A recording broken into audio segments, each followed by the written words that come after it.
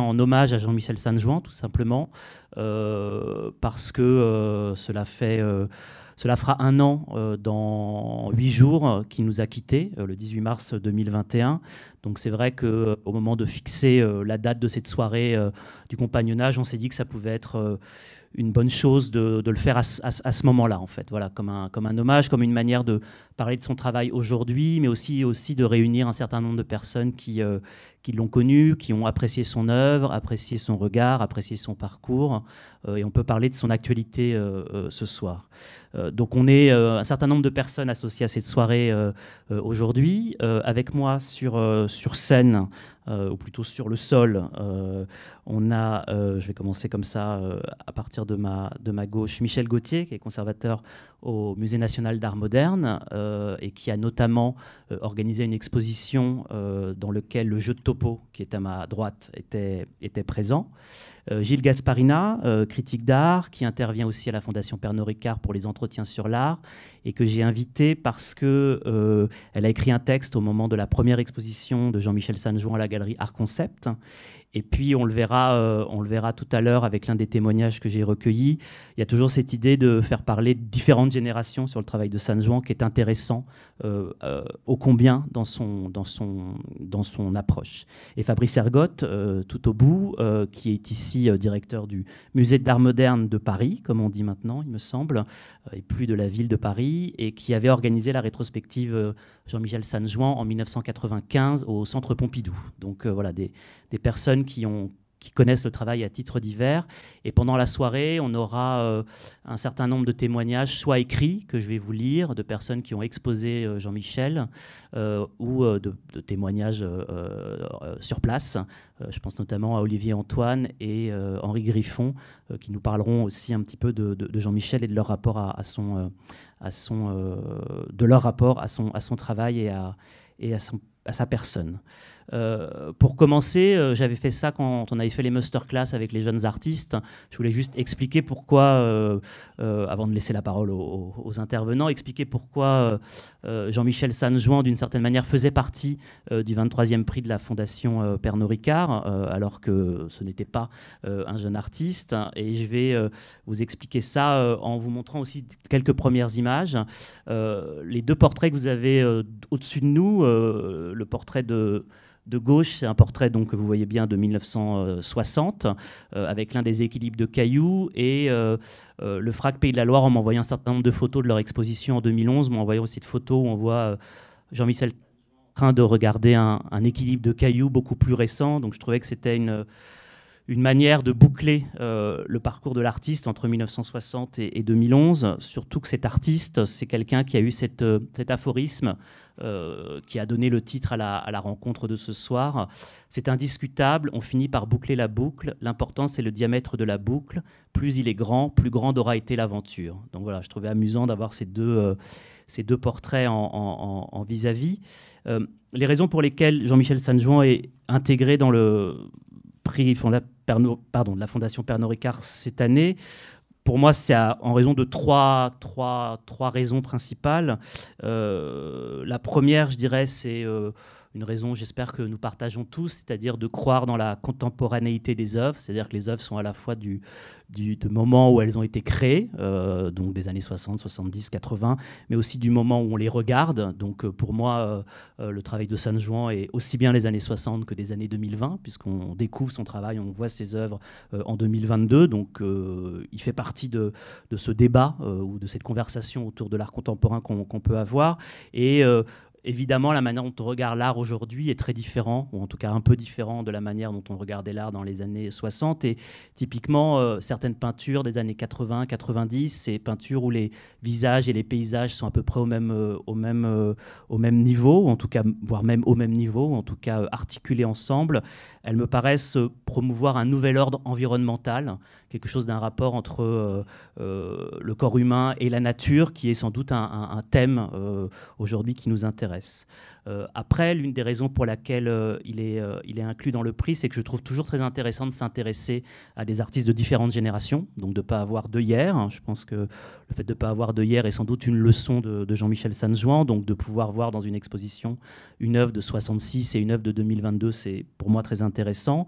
Et puis la meilleure raison, évidemment, c'est la position singulière de Jean-Michel Sanjuan dans la scène de l'art contemporain français. Je dirais que c'est un artiste pour moi qui me fait toujours un effet de jouvence. C'est-à-dire c'est un artiste que je trouve toujours très jeune dans sa démarche, qui a construit une œuvre en fait, qui peut paraître éclectique, qui peut paraître faite d'à-coups, faite de césures, faite de ruptures, mais qui en même temps, toutes ces séries sont reliées par une grande hygiène du regard, une grande éthique du travail, une volonté de toujours remettre en jeu à la fois l'art et les modalités de l'art. Donc il y a une démarche en fait qui est commune à tout son travail, qui me semble très très intéressante de regarder aujourd'hui, et et aussi une certaine acuité, une certaine critique. C'est pour ça que j'avais mis ce tableau aussi pour commencer, qui est un tableau de la série des peintures de 1996,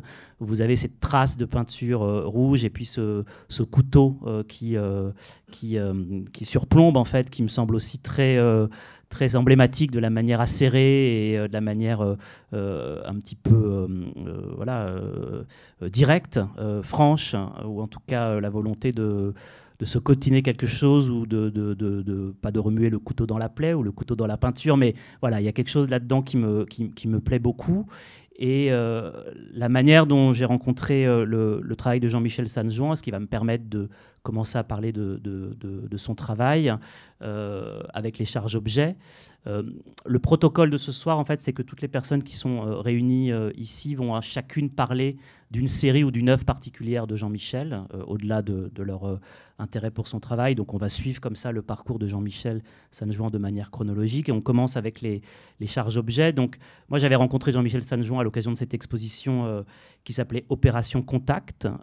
Opération Contact, c'est un titre qui me semble très important pour l'œuvre de Jean-Michel, parce que c'est un titre qui indique à la fois la question de l'espace, qui est, on va le voir à multiples reprises, cruciale dans son travail, mais aussi la question de l'articulation, du contact, de qu'est-ce qui fait quand deux choses se combinent, se frottent, s'assemblent, s'approchent ou se séparent en fait. Donc c'était une exposition qui avait été organisée à la galerie Créo, une galerie de design contemporain, où on mettait des pièces de design contemporain en rapport avec le travail de Jean-Michel Sanjuan. Ici, vous avez notamment du mobilier, des meubles que Sanjuan a réalisés en 1969 pour l'atelier A. Donc, c'est un artiste qui a fait des charges-objets en utilisant du mobilier, mais qui, à un moment donné, a aussi réalisé du mobilier. C'est une chose qui est très intéressante à noter, du mobilier plus ou moins fonctionnel, puisque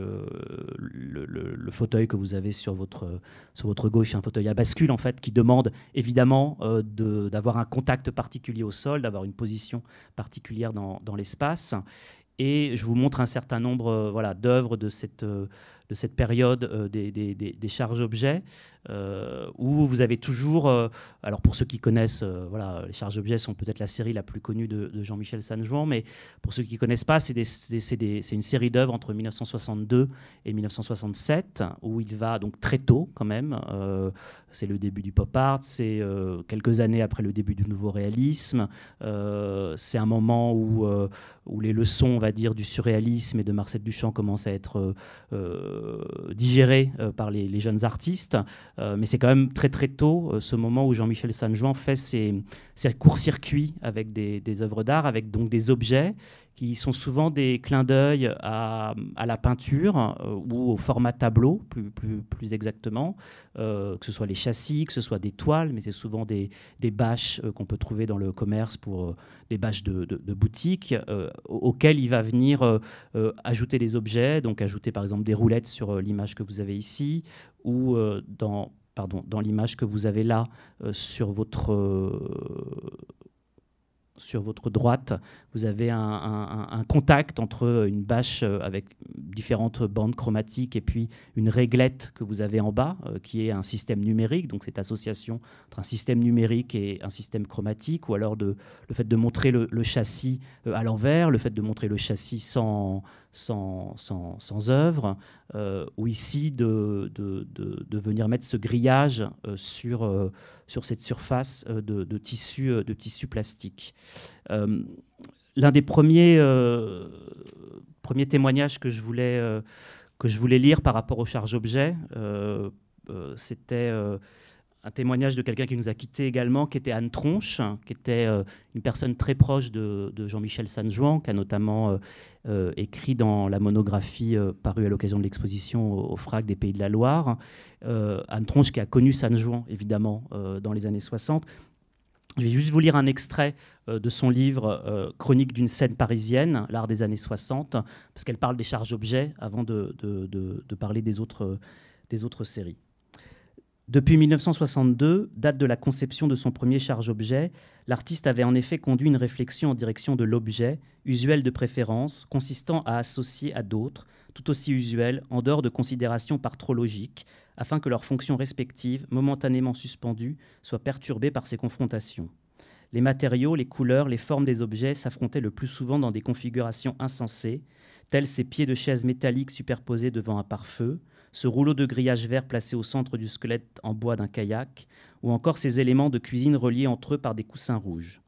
Associer la masse noire d'une batterie d'automobile à un étui en plastique de couleur jaune, ou placer en équilibre instable un monochrome rouge sur le dossier d'un fauteuil en sky, revenait à imposer une esthétique reconnaissant l'énergie plastique de matériaux généralement décriés, tout en jouant d'une certaine proximité avec la sculpture ou avec la peinture, alors même, comme l'a souligné Bernard Lamarche-Vadel, qu'ils étaient la négation absolue de ces dénominations. Dans cette approche, l'artiste ne cherchait pas, à la façon des pop artistes, à repenser le lieu commun de l'objet, pas plus qu'à donner une plénitude expressive au réel. Il vérifiait simplement que le noir d'une batterie associée au jaune d'une boîte en plastique peut produire un effet esthétique tout aussi valable que celui auquel peut prétendre une œuvre pensée dans l'éclairage d'une réflexion sur la mesure, la couleur pure et l'équilibre, comme ce fut le cas de l'art concret par exemple. Il arriva que certains objets révèlent, notamment à ceux qui fréquentaient l'atelier de l'artiste rue Jasmin, avoir quitté momentanément l'espace domestique auquel ils appartenaient. Ainsi ce bloc cuisine, qui eut une réelle fonction dans la cuisine de l'artiste, ou encore cette armoire verte, dotée sur sa façade d'un maître d'arpenteur rouge et blanc, de façon à bloquer la porte, qui contenait, si je me souviens bien, quelques vêtements de ses fils. Ces objets qui passèrent aisément, au gré de quelques allers et retours de l'intime de la vie quotidienne à la scène de l'exposition, dessinèrent la figure du possible détachement de l'artiste en regard du rituel de l'art, en regard de toute problématique plastique cherchant dans des rapports de force à privilégier le lourd au détriment du fluide. Pourtant, le propos de Sanjuan ne fut pas, à la manière des objectifs énoncés par Fluxus, d'abolir les frontières entre l'art et la vie. Sa façon de résister à tout rapport de filiation, comme son aptitude si particulière à laisser l'espace opérer dans son œuvre à la façon d'un matériau actif, le conduisèrent non pas à suspendre le jugement esthétique, mais simplement à le décentrer. Ces assemblages déplaçaient en effet la question de la fabrication jusqu'à celle de la représentation. Ce qui demeura dans ce passage, ce ne fut pas l'identité préservée des objets, c'est une situation qui travailla, qui inquiéta les formes, au point de convertir le discordant en quelque chose pouvant apparaître comme une nouvelle situation plastique. C'était ce texte d'Anne Tronche pour illustrer les charges-objets, qui est sans doute la série la plus connue de Jean-Michel Sanjuan, qui est la première série qu'il réalise entre 1962 et 1967, qui a fait l'objet le plus d'expositions. Ici, vous avez deux vues d'une exposition qui a eu lieu au MAMCO de Genève en 2015, organisée par Christian Bernard, où vous voyez notamment cette œuvre de fauteuil en sky posé contre le mur avec un monochrome rouge qui est suspendu au-dessus du fauteuil, et d'autres objets. Christian Bernard m'a envoyé un témoignage en fait, pour la soirée de ce soir que je vais vous lire, et qui pose évidemment la question tout de suite de non pas la filiation de Jean-Michel Sanjuan par rapport à d'autres artistes, mais plutôt le sentiment de déjà-vu que nous pouvons avoir quand nous voyons l'œuvre d'artistes postérieurs aux charges-objets, c'est-à-dire des artistes qui auraient créé des œuvres avec des peintures et du mobilier dans les années 70, 80, 90. Donc je lis Christian Bernard. Il y a des œuvres dont on comprend mal pourquoi elles ont dû attendre pour être reçues, devenir visibles, c'est-à-dire reconnues dans et pour leur singularité créative. Le cas de Jean-Michel Sanjuan est à cet égard exemplaire. Quand en France, les acteurs de l'art faisaient accueil à l'Arte Povera, ou plus tard au Neo Geo, pour ne citer qu'eux, ils se montraient incapables de voir chez Sanjuan les préséances chronologiques et les voisinages conceptuels et formels qui sont apparus si tardivement aux yeux de certains d'entre eux. Peut-être cela tient-il à l'effet pervers d'une certaine xénophilie française. Plusieurs générations de galeristes, de curateurs et de critiques se sont instituées sur le déni de la scène française. Sanjuan n'avait pas le relais ni le soutien d'une grande galerie, d'un critique en vue ou d'un collectionneur des musiques. Il n'a pas bénéficié des regards qui lui semblent aujourd'hui partiellement acquis. Il est parfois pénalisant d'anticiper sur les ruptures formelles et de prendre de l'avance sur l'évolution de la sensibilité. Sanjuan en a fait les frais.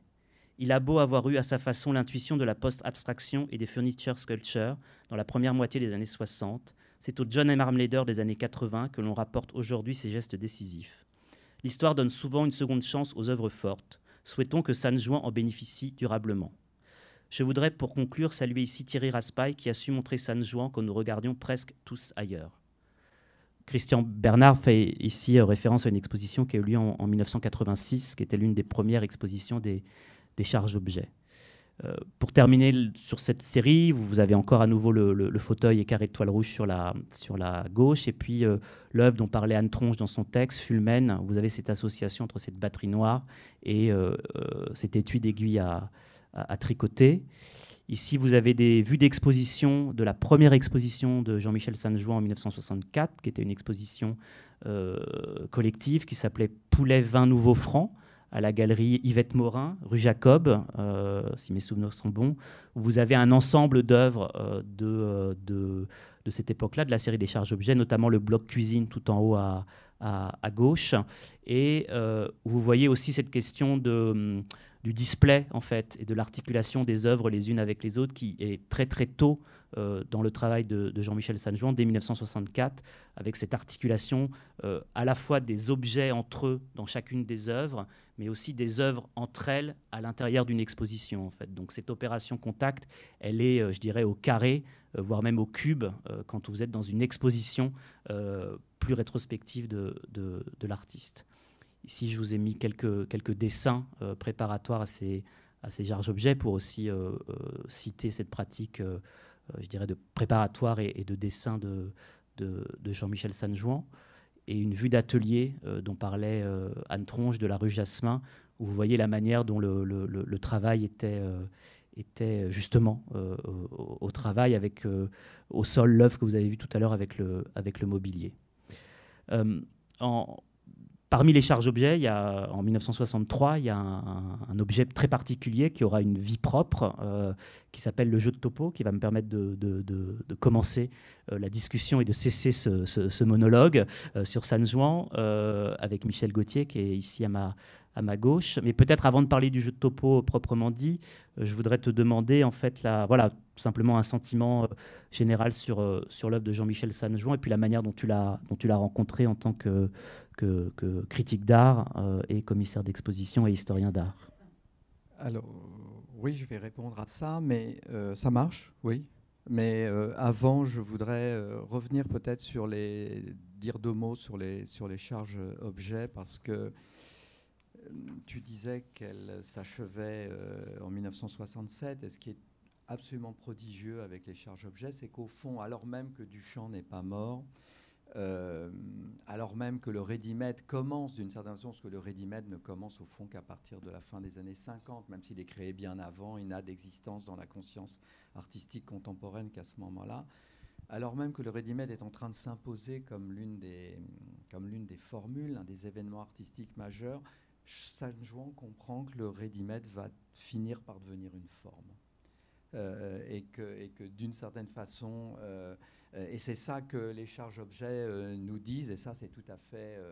le ready-made ne parviendra pas à se maintenir dans cet état conceptuel, qui est un état très très dur à maintenir, et il va devenir une forme, et c'est ça que Sanjuan comprend. C'est juste le petit appendice que je voulais faire à propos des charges-objets. Sinon, avant que nous déplacions pour jouer et que nous parlions du jeu de topo, moi, notamment regard de toi, qu'il a connu très tôt, beaucoup plus tôt que moi, et qu'il a bien connu. Moi, je ne l'ai pas tant connu que ça, parce que on s'est parlé au téléphone, mais je l'ai rencontré 2 fois.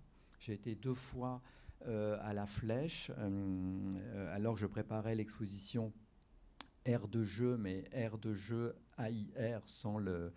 puisque je parlais du chant, 2 fois. Alors j'ai été le voir à la Flèche à ces 2 reprises, et là, à la seconde reprise, j'y suis allé avec un but spécifique. C'était dans un but spécifique, c'était pour qu'il m'apprenne à jouer au jeu de topo. J'y suis allé d'ailleurs avec le prêteur du jeu de topo sur lequel nous allons jouer ce soir, Évariste Trichet.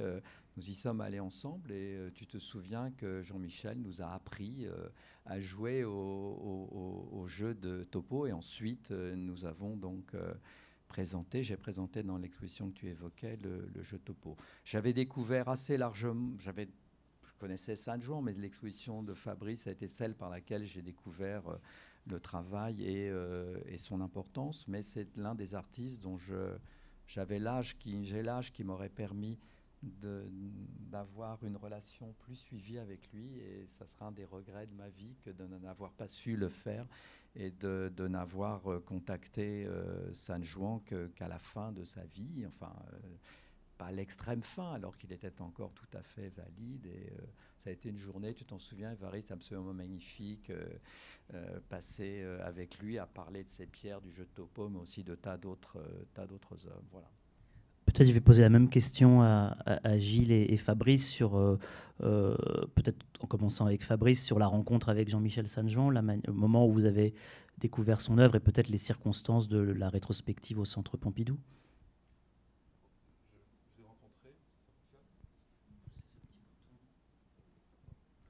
Voilà, je l'ai rencontré en fait sur recommandation, c'est-à-dire en fait j'étais rentré au Centre Pompidou en 1985, et dans l'équipe du centre qui est d'art contemporain, qui était dirigée par Alfred Pacman, il y avait Catherine David et Bernard Blisten, et je crois que j'étais des 3 ou des 4, enfin de l'ensemble, seul qui m'intéressait un petit peu à des peintres, enfin, en tout cas plus que les autres.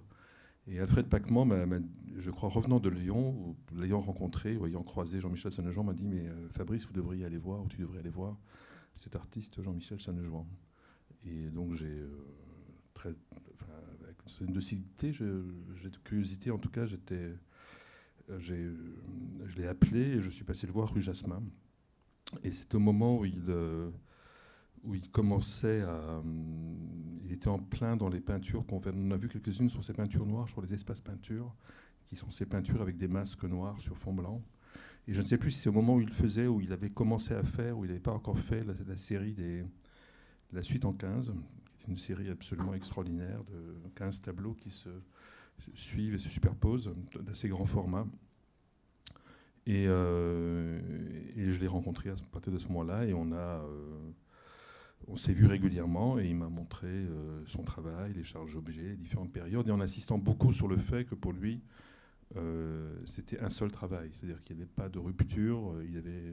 Il parlait des charges objets comme des choses les plus récentes, bien qu'il aimait plus les choses les plus récentes qu'il était en train de faire, mais tout pour lui était absolument cohérent. Et donc je le voyais régulièrement, et j'ai dû commencer à essayer d'acquérir des œuvres pour le musée. Il n'y avait pas d'idée d'exposition à l'instant, à ce moment-là, et c'est beaucoup plus tard, enfin vers 94 ou 95, je crois assez vite, 94, quand François Barré est arrivé, parce que ça n'intéressait personne. Enfin, je veux dire, à l'époque, j'allais le voir, mais il n'avait pas de visibilité. Il avait eu des expositions dans des galeries à ce moment-là. L'exposition de Lyon n'avait pas eu beaucoup d'effet. C'était formidable qu'elle ait eu lieu, mais je ne l'avais pas vue. Et en fait, c'est François Barré, quand il est arrivé comme président du Centre Pompidou, qui le connaissait. Et il a proposé plusieurs noms d'artistes en disant « J'aimerais montrer ces artistes-là ».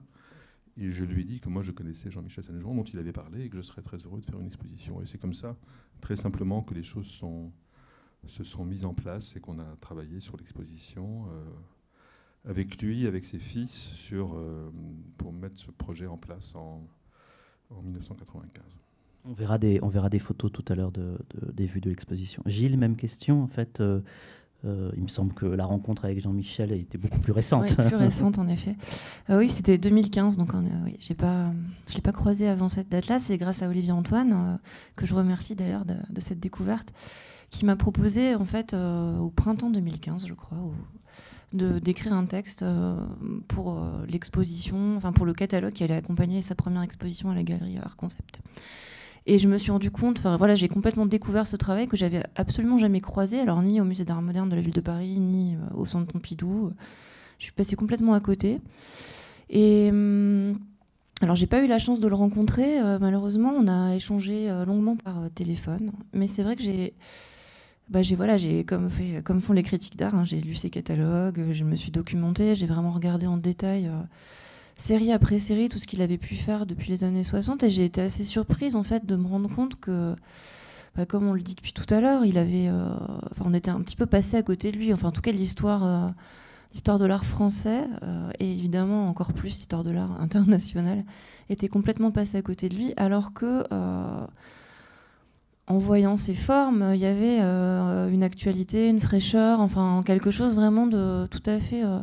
comme tu le disais tout à l'heure, Clément, finalement, quand on voit son travail sans savoir qui l'a fait ni quand, on peut en fait se méprendre et imaginer que c'est plutôt un jeune artiste, en fait. Donc ça a été une découverte vraiment assez formidable. Et évidemment, je pense qu'on y reviendra, mais... aussi dans la manière qu'il avait de parler de son travail, c'était cette grande liberté en fait laissée à ses interlocuteurs, interlocutrices, le refus de donner des clés qui seraient définitives pour quoi que ce soit. Donc j'ai assez aimé me retrouver dans cette position finalement de devoir faire tout le travail toute seule. C'est très bien. Et puis alors juste après, en fait, après avoir fait tout ce travail, il y a eu l'exposition au Memco, je pense que c'était à l'automne, c'était la dernière exposition de Christian Bernard, et là, évidemment, de découvrir en fait toutes ces formes dans l'espace, et pas juste en photographie, c'était aussi un vrai moment important.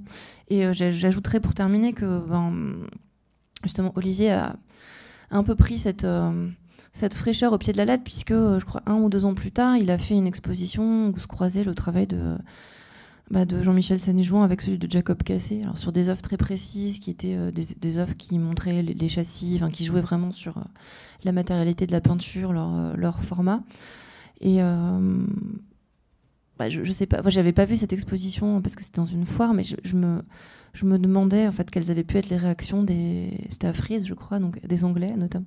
Non ? Ah, à l'Arco, oui. Quelles avaient pu être les réactions des visiteurs, enfin voilà, est-ce que justement ils s'étaient pris au jeu, est-ce qu'ils avaient découvert ce travail, enfin comment ça s'était passé? Non, ouais. Ah là là. Un fiasco, je le dis dans le micro. Un fiasco à Arco. Je profite de cette question pour la question de la rencontre avec Jean-Michel Sanéjouan, que ce soit par téléphone ou en vrai, je pense que c'est un moment, surtout sans doute pour les jeunes critiques ou les jeunes commissaires, parce que moi, quand j'avais été avec Olivier Antoine et Didier Krentowski le voir pour cette exposition Opération Contact, et que j'avais au tout début essayé de lui poser des questions sur les charges objets, il m'avait tout de suite dit que ça ne l'intéressait absolument pas de continuer à parler des charges objets 50 ans après, donc il avait fallu, après un petit moment de gêne, trouver autre chose à dire. Et je vais juste en profiter pour vous lire la lettre que m'a envoyée Julie Portier. Julie Portier qui avait, à l'invitation d'Henri Griffon, mais elle le dit dans sa lettre, donc elle va l'expliquer mieux que moi, participé au catalogue de l'exposition au FRAC Pays de la Loire, et elle raconte elle aussi sa première rencontre avec Jean-Michel Sanéjouan. Cher Clément, tu vas donc montrer des pièces de Jean-Michel Sanéjouan dans l'exposition du prix Ricard cette année en regard de la jeune création. J'ai hâte de voir, bien sûr, et ce sera une occasion de plus de faire connaître son œuvre à un public plus jeune, quoique je pense que pas mal de jeunes artistes se réfèrent désormais à son travail. Tu sais que depuis quelques années, il arrive que des étudiantes m'en parlent. Souvent des peintres, mais aussi celles et ceux qui assemblent des objets ready-made, une pratique tout aussi inépuisable, mais qui, hélas, a tendance à faire plus de concessions à la nostalgie. Merci d'organiser cet hommage. Je regrette de ne pouvoir y assister. Je t'envoie comme convenu quelques mots pour la circonstance, à toi de voir si tu les partages. Il y a autour de la table des gens qui ont mieux connu Sanéjouan que moi. Mon histoire avec son œuvre tient aussi à un entremetteur qui voulait lui faire rencontrer la jeunesse. À l'époque, j'écrivais pour le Journal des Arts et j'avais publié un papier enthousiaste au sujet de la rétrospective au FRAC des Pays de la Loire. J'avais ensuite reçu un appel d'Henri Griffon, ce qui a été le début d'une amitié et d'une collaboration très riche avec cet amateur d'art comme je n'en avais jamais connu. Je ne l'ai pas vu depuis longtemps, alors j'en profite pour le saluer, s'il est là, et lui dire combien sa passion pour divers artistes a contribué à l'élaboration de mon propre goût. Il a été convenu que j'écrive un texte dans le catalogue qui se préparait avec Anne Tronche, et j'ai été rapidement convié à un dîner où on m'avait placé à côté de Jean-Michel Sanjuan. Notre rencontre n'a pas été très chaleureuse. Il a commencé par me lancer quelque chose comme « Et donc vous n'écrivez que des choses positives dans vos articles ?» Je crois qu'on attendait de moi que je témoigne de l'intérêt que pouvait susciter cette œuvre pour une personne encore dans sa vingtaine, pour vérifier qu'elle ne vieillissait pas et que ses développements contemporains, quoique toujours détonnants avec les esthétiques du moment, je parle du début des années 2010, avaient quelque chose à faire avec le présent, ce dont je suis convaincu. Mais je crois aussi que Sanjuan s'en foutait pas mal. En tout cas, je me figure qu'il a assisté aux commentaires sur son œuvre, aux querelles, quand il dévoile les calligraphies d'humeur, aux revirements de situation de manière assez placide, comme depuis une autre rive, où l'imagine même s'en amusait encore. Inutile de te mentionner tous les endroits où il a été précurseur, où il avait un coup d'avance sans en donner l'air, y compris dans la liberté qu'il s'est donnée de passer d'une pratique à l'autre, d'un vocabulaire à l'autre. Je pense que ce sera abordé ce soir à travers les différentes périodes de son œuvre. Mais tout cela resterait de l'ordre de l'anecdote dans l'histoire de l'art si les œuvres n'étaient pas de très grande qualité. Il n'y a pas de mystère, c'est cela qui fait qu'elles ne vieillissent pas. J'en ai été encore saisi l'autre jour dans l'exposition organisée par Charlotte Lobard au MAC-C de Saint-Étienne sur les artistes autodidactes. On y présente le kayak grillé et une toile de 1966 faite de tissus d'ameublement, cela à proximité d'œuvres du groupe Présence Panchounette. Mais impossible de prendre les œuvres de Sanjuan pour des propositions ironiques. Elles sont trop précises et formellement efficaces. Cela m'a tout de même fait reparcourir les pages du catalogue de 2012 par le prisme de l'humour, de la critique institutionnelle et de la critique sociale. Les titres des séries ne trompent pas. Charge-objet, calligraphie d'humeur, espace critique. L'œuvre est empreinte de gravité, gravité entre autres des constats sur les politiques d'aménagement, c'est-à-dire de gestion de l'habitat, du paysage, du vivant, ce à quoi répondent les aménagements d'espace qui, comme il est dit, seront irréalisables tant que vaudra la propriété privée. Et en même temps, elle contient toujours une part d'humour, voire de farce, même dans ses formes les plus radicales. Elle s'amuse de ses propres obsessions quand elle se cite elle-même dans les peintures de tout le dernier pan de l'œuvre, ce qui pour moi est aussi savoureux chez Sanjuan que chez René Daniels. L'humour se glisse même, selon moi, dans les rapports d'échelle entre les petites superpositions de cailloux et leurs éventuelles réalisations en bronze pour une place publique, retenant l'énergie du potentiel, cette puissance modeste propre aux maquettes. La légèreté n'est pas ce qui me rend l'œuvre sympathique, c'est plutôt comme cela qu'elle me touche, comme souvent, quand il y a une sorte de connivence avec le regardeur pour admettre que l'art ne peut rien pour nous sans que cela ne réduise notre ferveur. Julie Portier parlait d'un coup d'avance, donc je propose peut-être qu'on passe au jeu de topo. Michel, si tu veux bien. Alors le jeu de topo, on va essayer de... Pardon. Toujours à ça qu'on juge de l'intelligence de l'intervenant, sa capacité à appuyer sur le bouton. Le jeu de topo, c'est un jeu qui date de 63, donc en pleine période des charges-objets. Et c'est un jeu tout à fait passionnant dans la mesure où, il n'y a ni perdant ni gagnant. C'est assez rare, hein, les jeux dans lesquels il n'y a ni gagnant ni perdant. C'est un jeu très simple à jouer, 2 joueurs, un plateau, avec des lignes en pointillés qui sont purement indicatives. C'est-à-dire que si tu as envie, Clément, d'être à cheval sur les lignes... Si j'ai envie. Si j'ai envie, tu peux l'être. Donc le jeu se déroule de la manière suivante. Le premier joueur à jouer dispose l'ensemble de ces 8 pièces sur le plateau à la façon qui lui plaît, la façon qui lui plaît. Quand tu auras fait cette configuration, tu peux investir la totalité du plateau en jouant. Donc vous voyez qu'on est déjà dans les questions d'organisation d'espace avec cette pièce. Il s'agit d'investir un espace, il s'agit déjà de placer des pierres, de manipuler des pierres comme celles que ces sculptures nous donneront à voir dans les années qui suivent. Il s'agit déjà de se poser la question de savoir de quel côté on regarde la pierre ou pas. Il y a 2 joueurs, donc chacun les voit de 2 côtés. Quand on les place sur le plateau, on peut choisir de poser la petite sculpture dans un sens ou dans l'autre. D'ailleurs, les pierres que lui ramassait dans la nature pour faire ces petites sculptures, il ne les gardait que si elles lui plaisaient vraiment sur toutes les faces, quoi. Il fallait qu'elle soit bien devant, derrière, sur le côté. C'est à partir de ce moment-là que Jean-Michel les gardait. Alors voilà, Clément a joué, tu as... Très vite. Très vite et relativement bien. Voilà, très bien, non voilà. Très Donc, vite, très bien. La partie, d'une certaine façon, pourrait s'arrêter là, puisque le principe de la partie, c'est qu'au fond, quand il y a un accord entre les deux joueurs sur la qualité de la configuration obtenue, la partie peut s'arrêter. Comme je ne suis pas intégralement satisfait de ce que tu as fait, donc je vais jouer un coup. Le second joueur joue avec... J'ai juste une question, est-ce que j'aurais le droit de... Ensuite. Mais pas maintenant. Pas maintenant. Une fois que c'est posé, c'est posé en fait. Et il faut me laisser le temps de prendre en compte la configuration. Donc on va aller un peu vite, bien sûr, pas aussi sérieusement qu'il faudrait le faire, bien que c'est une pièce très très importante. Enfin, je veux dire, pour moi, c'est une pièce majeure de cette période. Je vais donc, puisque ta configuration ne me plaît pas totalement, même si je la juge intéressante, la partie va continuer. Là, la partie peut donc, vous voyez, il m'appartient de choisir non seulement l'endroit où je pose cette pièce sur le plateau, mais la façon dont je la pose. C'est vraiment une question d'occupation, d'organisation d'espace. C'est une forme c'est le ludisme au service d'une forme de formalisme libre. C'est tout à fait magnifique.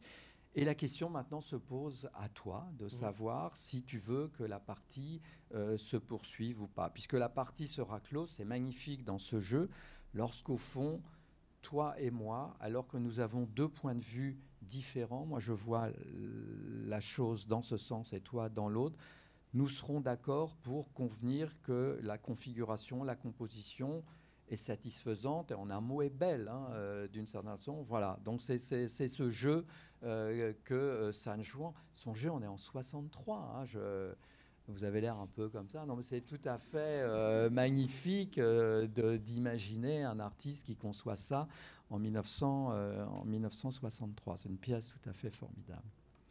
Alors, il y a plusieurs, non pas versions, mais tous les jeux de topo ne sont pas identiques. Celui-ci est intéressant parce que les pierres sont très dissemblables. Il y a une autre version du jeu de topo, comme celle que vous voyez là, qui est celle dont nous avions présenté un film montrant Évariste Richer, qui est ici, et Hugues Repp en train de jouer dans l'exposition que Clément mentionnait tout à l'heure, où les pièces se ressemblent plus, sont plus homogènes, et du coup, la partie est un peu différente. Je me demande, ce qui est très intéressant, je pense, quand on joue alors, aux échecs ou aux dames, c'est que l'expérience fait beaucoup à l'affaire, puisque il faut apprendre des martingales ou savoir anticiper sur ce que fait le partenaire ou l'adversaire, la manière dont on veut dire les choses.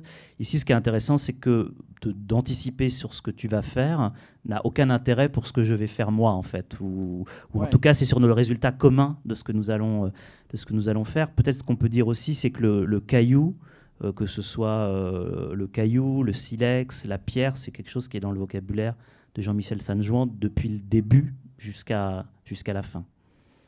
Les grandes peintures dans lesquelles il place, les peintures sculptures, il place des cailloux dans l'espace pictural, sont au fond une forme de modulation du jeu de topo. Donc, par exemple, c'est à moi maintenant de dire que je suis assez content que ce soit comme ça.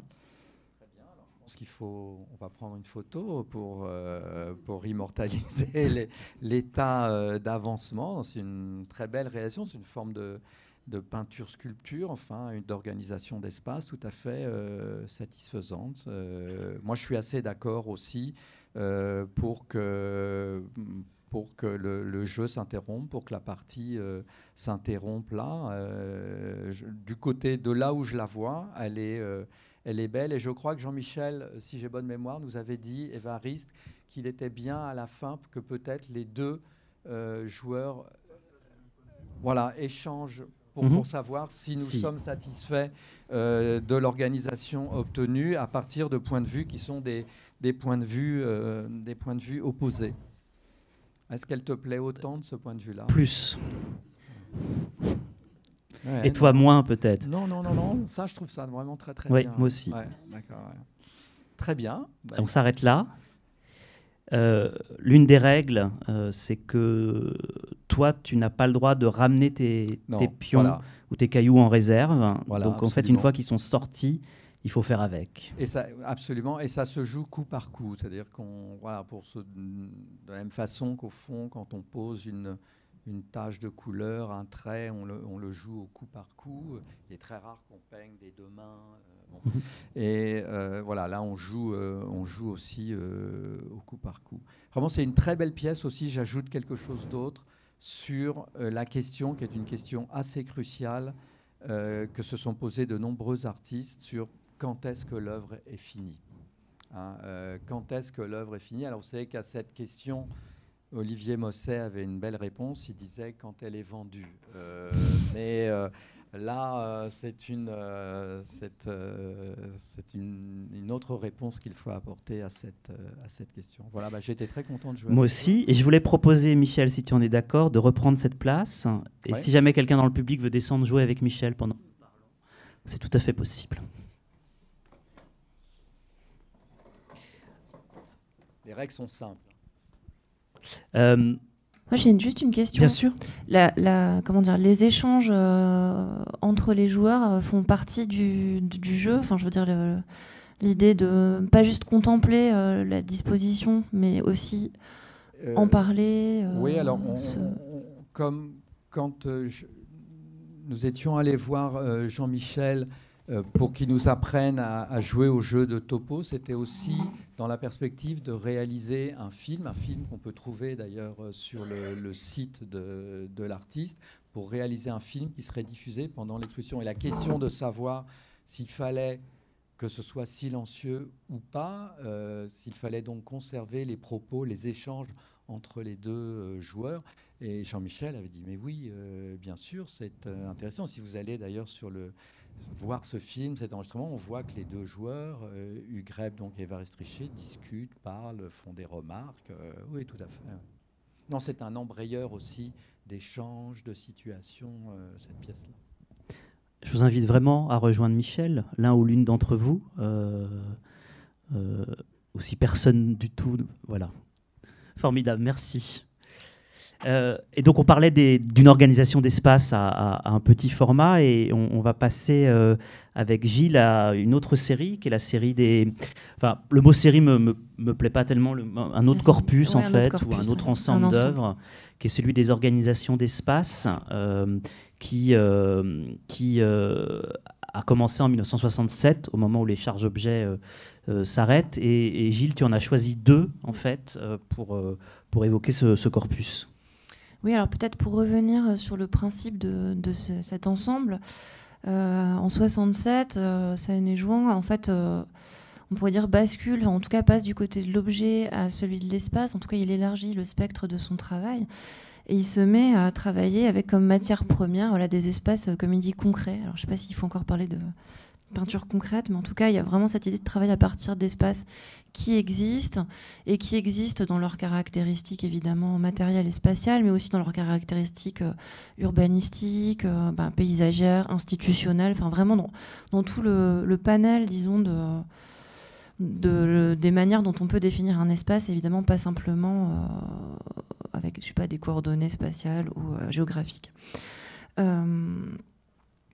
Alors, là encore, évidemment, on peut parler de corpus, mais il y a d'énormes écarts entre les éléments qui en font partie. Certaines de ces organisations d'espace ont été réalisées, et d'autres n'existent que sous la forme de projets. Alors, j'ai choisi justement deux exemples qui n'existent que sous la forme de projets. Mais pour revenir brièvement sur l'histoire de cet ensemble, c'est vrai qu'il a commencé par les réaliser. Donc, ces premières organisations d'espace ont lieu... Alors, je crois que la toute première, c'est dans la cour de l'école polytechnique, dans laquelle il réalise une sorte d'ensemble sculptural avec des des tubes métalliques qui construisent des structures géométriques évidées, qui font comme des cubes, enfin des doubles cubes verticaux qui occupent en fait pratiquement toute la cour et qui servent, comme il dit, à révéler en fait cet espace, mais vraiment pour le coup plutôt dans ses caractéristiques. Enfin, c'est bizarre de dire les caractéristiques spatiales d'un espace, mais en tout cas, voilà, sa dimension, enfin la manière dont on peut l'arpenter, son échelle, etc. Ensuite, il en réalise une autre à la Kunsthalle de Lund. Toujours la même année, en 67, dans laquelle il dispose en fait au sol un ensemble de cubis en plastique dans lesquels il verse de l'eau distillée. Et ces cubis en plastique sont là encore disposés selon des formats géométriques. Je crois que c'est 4 ou 5 carrés à chaque fois, voilà, qui sont au sol. Mais en fait, au bout d'un moment, il se rend compte que finalement... prendre des espaces qui sont des espaces institutionnels ou muséaux fausse en quelque sorte le diagnostic spatial qui peut se permettre de faire à l'occasion de cet ensemble. Et il commence à élargir en fait, et c'est vrai, élargir vraiment spatialement ses recherches en travaillant sur des espaces qui sont plus du tout des espaces institutionnels ou muséaux. Et alors pour vous donner quelques exemples, j'en parlerai très brièvement, mais il va travailler sur un espace qui est celui d'une montagne enneigée, pour lequel il propose tout un protocole pour déclencher des avalanches colorées. Il travaille, ça c'est un projet assez célèbre qui est dans la collection du CNAP, je crois, ou du Centre national, ouais, je crois du CNAP, pour les rives de la Seine, qui est vraiment un projet, alors là pour le coup complètement monumental, voilà, sur des centaines de kilomètres, qui repense le paysage, l'habitat dans le paysage, qui redessine vraiment des espaces de vie, des espaces d'habitat, mais aussi naturels. Enfin, voilà, c'est vraiment assez total comme manière de se saisir de cette vaste zone. Et puis il fait 2 projets assez particuliers. Alors peut-être on peut commencer par celui de 70, un projet pour la gare Montparnasse. Donc en 70, la gare Montparnasse, elle n'est pas du tout en construction. Puis, le chantier est entamé, mais évidemment rien n'est encore construit puisque la tour est inaugurée en 73, donc 3 ans plus tard. Et donc il propose ce projet qui consiste à suspendre les travaux d'aménagement de la tour Montparnasse, pardon, pas de la gare, et de remplacer cette tour par une aire de jeu. Alors, c'est écrit extrêmement petit, donc je ne pense pas que vous puissiez tout à fait lire les légendes, mais voilà, il propose donc d'interrompre le chantier, de l'organiser, et en fait, dans l'espace de 2 zones que vous voyez sur la partie qui est en bas à droite du schéma, de créer en fait 2 zones dans lesquelles on peut déambuler, qui sont colorées et aménagées vraiment pour le plaisir et le jeu des visiteurs ou des gens qui s'y rendent. Donc, c'est assez amusant parce qu'en fait il y a 2 grandes rampes qui rappellent des toboggans, qui permettent d'entrer à l'intérieur de ces zones qui sont donc sous le niveau du sol. Et puis il propose tout un ensemble de modifications. Donc l'une doit être revêtue d'un grand plastique orange, l'autre d'un grand plastique de couleur bleue. Il propose également de tapisser une partie des surfaces avec des miroirs, mais des miroirs sans teint permettant, et il calcule en fait, permettant aux passagers du métro qui passent en fait entre ces 2 zones, finalement de contempler ces deux espaces colorés à la vitesse de 20 km/h au moment où ils passent en fait entre ces 2 zones. Et donc il calcule qu'en fait ça permettrait à chaque passager du métro de contempler pendant 20 secondes ces 2 espaces qu'il aurait entièrement en fait organisés et aménagés dans cette zone. Donc évidemment, on peut s'amuser de ça. Il y a des échos à des pratiques de l'époque. Finalement, le miroir sans teint, on pense tout de suite à Dan Graham, même si finalement ce genre d'aménagements sont plus tardifs. Là encore, un peu comme avec Armleder tout à l'heure, finalement, c'est des gestes d'aménagement qui arrivent plus tard. Mais il y a quelque chose d'assez révolutionnaire dans l'idée d'éraser complètement cette tour qui n'est même pas encore construite. Ça m'a fait penser aussi en fait, à tous les débats qu'il y a pu avoir sur faut-il ou non démonter la tour Eiffel. et notamment ce texte célèbre de Delaunay qui dit non, absolument pas, il faut garder la tour Eiffel, puisqu'on pourrait la convertir en gare aérienne qui pourrait être desservie par des avions, qui desserviraient toute l'Europe. Et Delaunay part dans une espèce d'imaginaire de science-fiction à propos de cette tour Eiffel. Et voilà, un objet finalement architectural qui est bien ancré dans la vie, dans le paysage quotidien des Parisiens, devient tout d'un coup un objet de science-fiction. Je trouve que c'est un petit peu pareil finalement avec cette idée de la tour Montparnasse. On est en pleine les années 70 finalement, j'ai vérifié, mais la DATAR est créée en 63, donc la délégation à l'aménagement du territoire à l'action régionale, toute cette passion de la France pour l'aménagement territorial, la planification territoriale, on est vraiment plein dedans à cette période. Et finalement, comme le disait Julie Portier tout à l'heure, lui, il va prendre à la fois ça au sérieux tout en s'en amusant. C'est-à-dire qu'on est dans une œuvre qui a cette espèce d'humour un peu... pas caché, mais en tout cas discret, de remplacer un des futurs joyaux, disons, du paysage parisien, qui sera la tour Montparnasse, par finalement quelque chose de plat, invisible de loin, et qu'on borde d'une allée de sapins, comme un jardin presque, dans une maison de province, quoi. Donc voilà, c'est un geste complètement fort, évidemment, de commencer par réclamer l'interruption du chantier. C'est assez fort, quoi. Et c'est vrai que dans les entretiens de l'époque, notamment il y en a un avec Catherine Millet, je crois, elle lui demande s'il est utopiste, si c'est une proposition utopiste. Il dit non, mais pas du tout, c'est pas de l'utopie, c'est tout à fait facile à réaliser, on pourrait tout à fait rendre effectifs ces aménagements que je propose. Et comme le rappelait tout à l'heure, il suffirait juste que on abandonne la propriété privée, on change entièrement les règles qui régissent à la fois l'urbanisme et la propriété. Donc évidemment, c'est quand même utopique. Mais ça ne l'est pas, disons, dans les gestes et les actions matérielles qu'il faudrait produire. Donc voilà, ce qui m'intéresse dans cette série, dans cet ensemble, c'est bien sûr et la proximité avec tout un ensemble de pratiques de la même époque. On peut penser au land art, mais en fait, je pense plutôt à encore une fois, à l'architecture radicale, à cet endroit-là. C'est-à-dire, je pense plutôt à Super Studio, je pense plutôt à Archizoom, qu'au land art, ou à Christo, dans la démesure, peut-être, Christo et Jeanne-Claude. Ou bien même à des figures comme celle de Guy Rottier, qui a beaucoup réfléchi aussi, lui, à l'urbanisme à son époque, et qui, finalement, faisait des propositions qui alliaient le sérieux urbanistique et puis une forme de fantaisie très poussée. Donc voilà, je pense que là c'est assez fort. Et puis le deuxième, on est dans une toute autre proposition. Là, peut-être plus proche de proposition du land art, puisqu'il s'agit. Donc là, faut peut-être juste que je dise 2-3 mots sur le contexte dans lequel il fait cette proposition pour le Vésuve. En 1972, Pierre Restani lance à Naples l'Operazione Vesuvio, qui consiste à transformer le Vésuve en parc culturel international. En tout cas, c'est une proposition qu'il lance et dont se saisissent une vingtaine d'artistes, je crois peut-être même un petit peu plus. En tout cas, le projet est ouvert à des propositions d'artistes du monde entier, et la proposition de Jean-Michel Sané-Jouan pour cette Operazione Vesuvio, rien que le terme est formidable, donc consiste tout d'abord à délimiter une zone, donc la zone qui est délimitée en jaune, avec de la peinture, donc de délimiter de manière visible cette zone du parc, du futur parc culturel du Vésuve. Mais surtout, et c'est là que là on voit encore sa démesure et son humour, sa proposition consiste à bombarder le cratère du Vésuve de blocs de glace. Et pas seulement à faire ça, mais aussi à observer la réaction du volcan.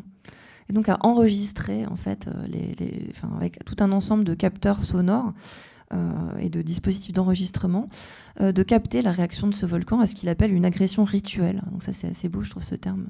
Donc cette idée d'aller agresser la chaleur du volcan avec des blocs de glace, qui en fait, je pense, n'aurait absolument aucun effet, évidemment, ou peut-être un bref pchit aussitôt disparu.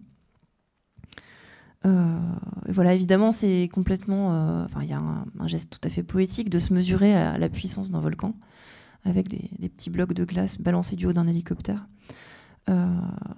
Donc, je sais pas, je trouve que c'est à la fois drôle et tout à fait sérieux dans cette manière de repenser les espaces et de proposer finalement des alternatives à des formes d'urbanisme qui critiquent en fait vraiment très sévèrement. Voilà, il critique beaucoup l'habitat. Il y a des textes où il dit voilà, ben, aujourd'hui on met les gens à Sarcelles, mais on se contrefout de ce qu'ils vont devenir et finalement leurs fils grandiront ailleurs et on aura oublié cette histoire, quoi. Donc c'est vrai qu'il y a une forme de gravité dans sa manière d'aborder ces questions et pas seulement de la poésie gratuite, quoi. Oui, alors juste pour vous lire, voilà. Nous vivons dans juste une citation, puis j'arrêterai sur ça, mais nous vivons dans un paysage architectural aliénant pour notre sensibilité et notre imagination. Il est temps d'en prendre conscience et de refuser cette laideur, cet inintérêt, cette frustration continue et sournoise. Il est surtout temps de prendre conscience de notre existence dans les espaces concrets. Donc tout se connecte en fait dans cette série, c'est-à-dire le travail sur l'espace et le rappel que finalement l'imagination est aussi politique en fait, tout simplement.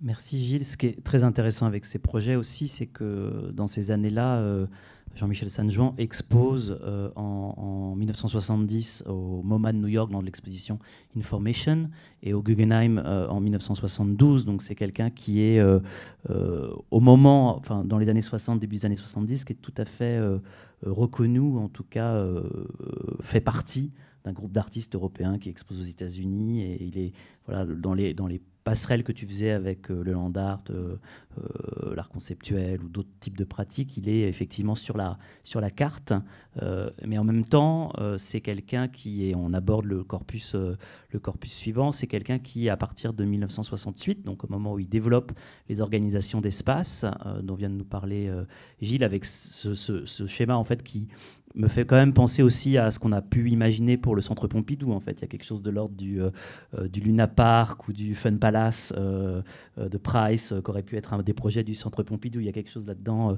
que tu soulignais très bien avec les architectes radicaux des années 70. Jean-Michel Sanjuan, alors pardon, je vais un petit peu vite. Ça, c'est une organisation d'espace qu'il a fait à la galerie Yvon Lambert. Donc, au moment où il exposait au MoMA de New York, au Guggenheim, il expose à la galerie Yvon Lambert, qui est évidemment une galerie phare de cette période-là. Il expose aussi ses tables d'orientation, qui sont des œuvres qui circulent beaucoup en Europe et aux États-Unis. Et au même moment, il commence le chantier des calligraphies d'humeur, dont Olivier Antoine va nous dire quelques mots. Ce qui est très intéressant, c'est que voilà, c'est exactement en même temps qu'il commence ce chantier des calligraphies d'humeur, tout en faisant les organisations d'espace. Et juste pour lancer peut-être ce chapitre sur les calligraphies d'humeur, qui est peut-être le début d'une incompréhension ou d'un malentendu ou d'un moment où les chemins se séparent. Il disait à Anne Tronche, à propos des calligraphies d'humeur qui ont été exposées à la galerie Germain au tout début, les gens restaient dehors, commenta-t-il à l'issue de son exposition à la galerie Germain. Ils regardaient à travers la vitre, ceux qui entrèrent furent peu nombreux. C'est-à-dire qu'il y avait comme une énergie répulsive pour le public de l'époque à rentrer dans les calligraphies d'humeur. Olivier, je ne sais pas si tu veux nous rejoindre.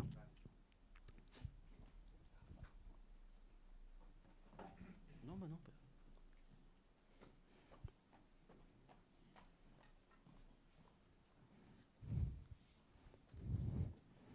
J'adorerais te demander comment tu as rencontré Jean-Michel Sanjuan, mais comme le temps passe vite, ce sera une question pour le bar, pour le Café Mirette. Laurence Gâteau.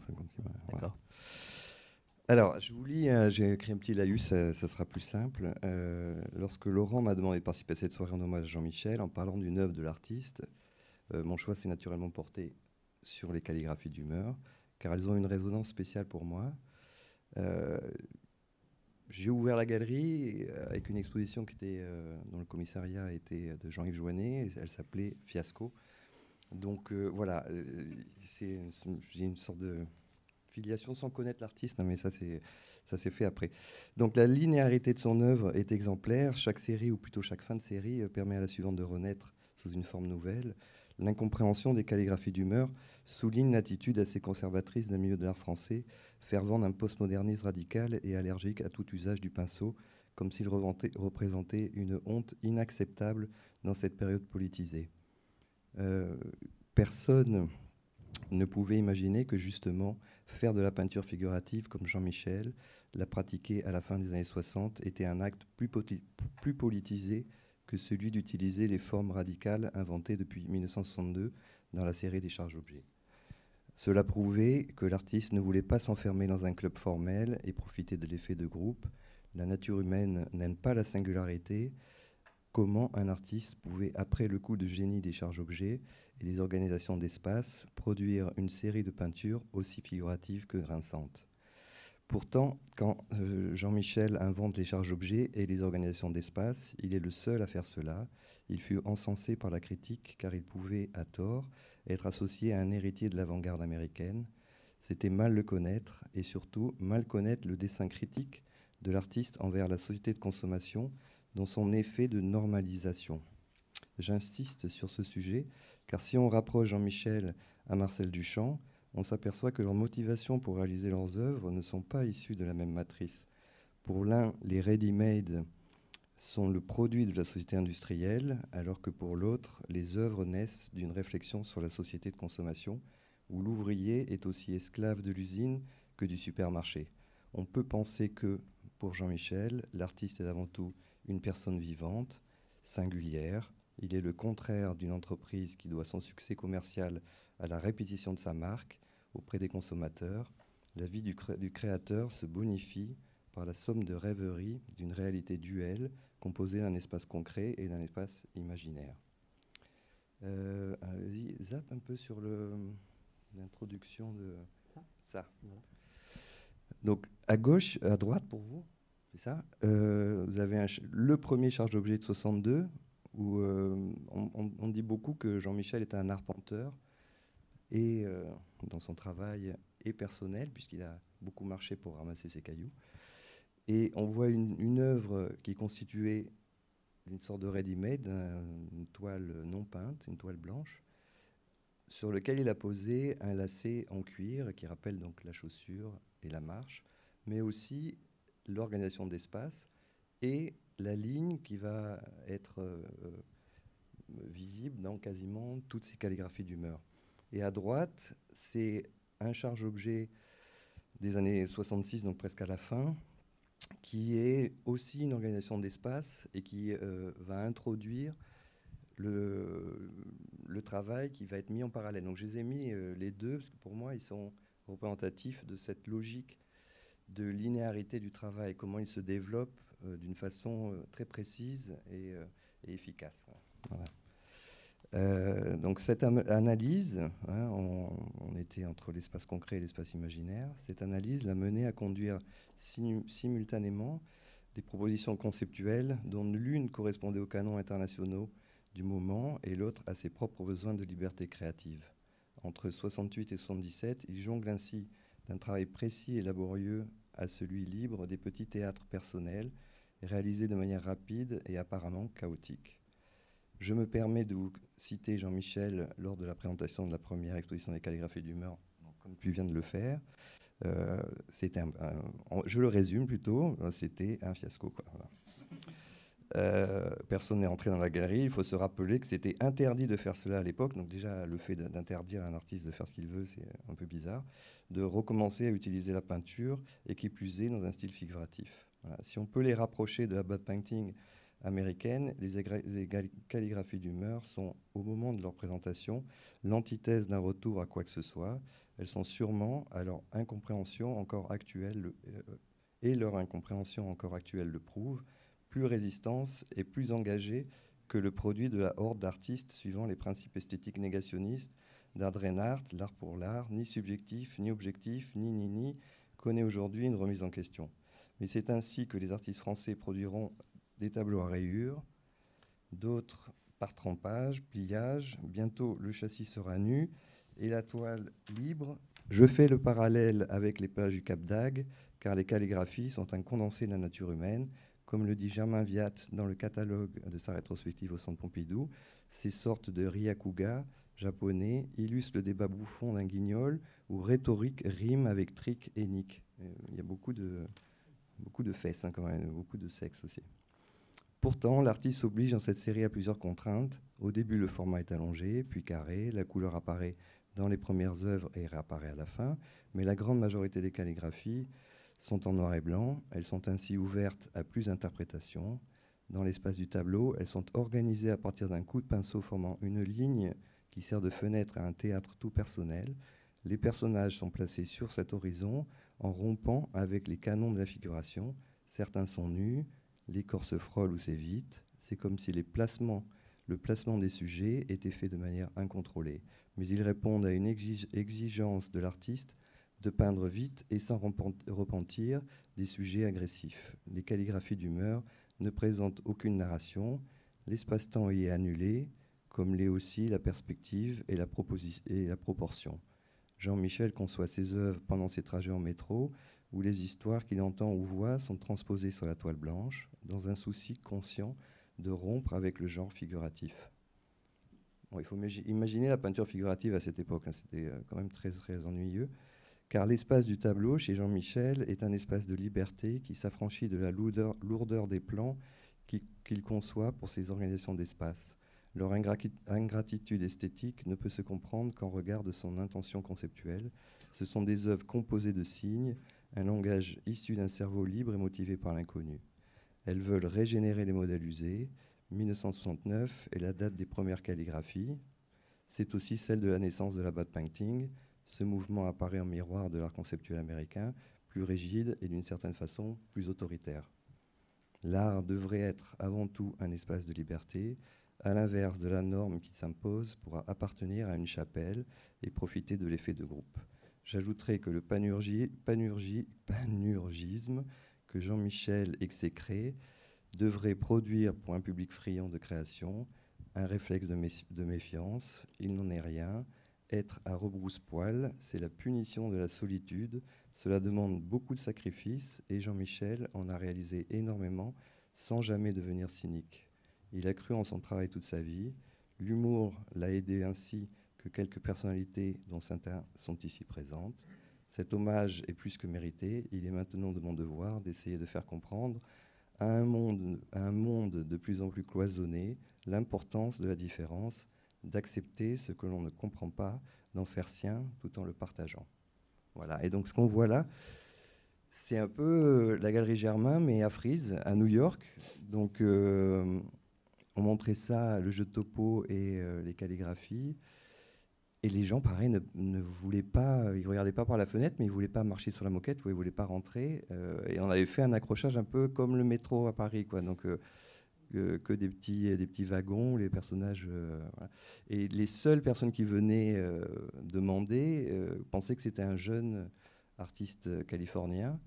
Et donc quand ils voyaient le nom et la date, ils étaient complètement choqués et vexés, ils partaient, quoi. Et donc ça a été un enfer, quoi. C'était une semaine où on a vraiment rien fait.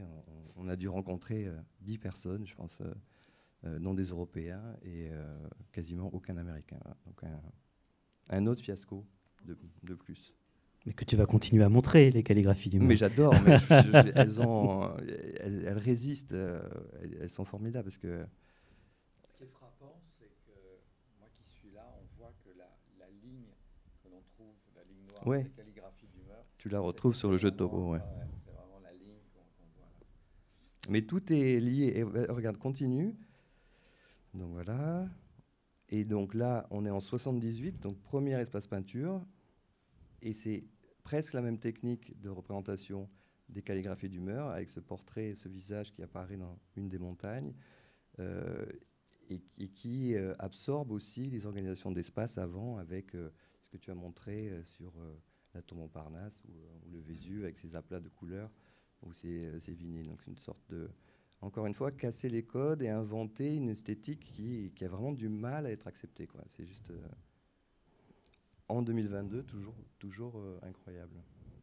Merci Olivier. C'était la transition entre à la fois les vues de la rétrospective au Centre Pompidou et puis les espaces peinture pour lesquels Fabrice va prendre la parole, notamment en nous parlant de cette œuvre-là qui est dans la collection du Musée d'Art Moderne de Paris.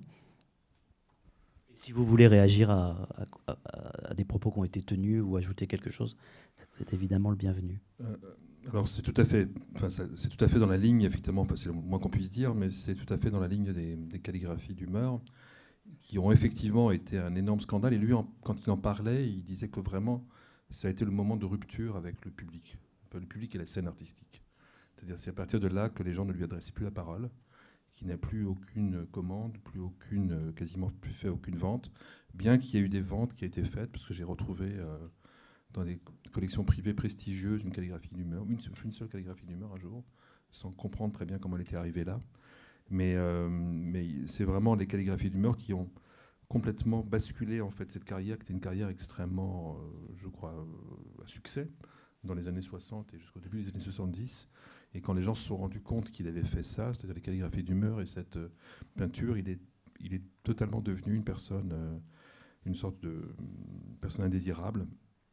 Et il n'a plus vu que quelques rares personnes, dont une des personnes qui l'a visité, c'était Bernard Lamarche-Vadel, qui était une des exceptions en fait, qui a été le voir à cette époque-là, et Anne Tronche, qui était la fidèle entre les fidèles en fait. Et donc ces espaces peintures qu'il a commencé, qui sont la suite des calligraphies d'humeur, sont évidemment le développement logique, et on retrouve en fait ce qui est absolument ce qui traverse tout le travail. Ça peut être résumé par le jeu de topo en fait, c'est-à-dire que c'est vraiment des éléments qui occupent l'espace, et qui occupent l'espace à la fois comme des éléments physiques, visuels, et des éléments cartographiques, et aussi des éléments imaginaires et mentaux. Et on retrouve, les lignes noires qui sont là sont évidemment les lignes qu'on voit dans les calligraphies d'humeur, mais c'est aussi les lignes qu'on trouve dans les cartographies d'espace, qui sont en fait, on a vu tout à l'heure une carte de l'hémisphère sud, du pôle sud, avec des continents, des parties de continents qui étaient peintes. Mais je crois que ce qui l'a fasciné à ce moment-là, c'était la morphologie des continents, qui lui paraissait aussi étrange finalement que la morphologie d'un visage ou d'un corps tel qu'il la dessine dans les calligraphies d'humeur, qui sont en fait d'abord des cartographies. C'est-à-dire c'est une ligne de sol qui devient aussi ligne de peinture, le trait du pinceau. Alors il faut se rappeler qu'il a aussi été, c'est quelqu'un qui avait une grande culture, disons de la culture japonaise à travers... c'est quelqu'un qui avait pratiqué le judo le karaté de manière très avancée. Il avait d'ailleurs un de ses livres de chevet, était le livre de Yves Klein sur le karaté. Il a pratiqué aussi le tir à l'arc, mais dans une discipline très japonaise, disons d'autodiscipline, de contrôle de soi, de justesse du bon moment, du bel espace, du parfait espace. Et c'est une chose qui a progressivement, disons, l'a fait passer du ready-made vers quelque chose, d'un ready-made vers la forme, et de la forme vers une sorte de cartographie personnelle. Et ce qui apparaît ici sont des éléments qu'on trouvait déjà avant, c'est-à-dire le visage, ce qu'il appelait les masques, c'est aussi des pierres, c'est-à-dire c'est des pierres qui ont un aspect biomorphique, ou qui ont un aspect... peuvent avoir un aspect humain, on peut y reconnaître un visage, quelque chose qui le fascinait.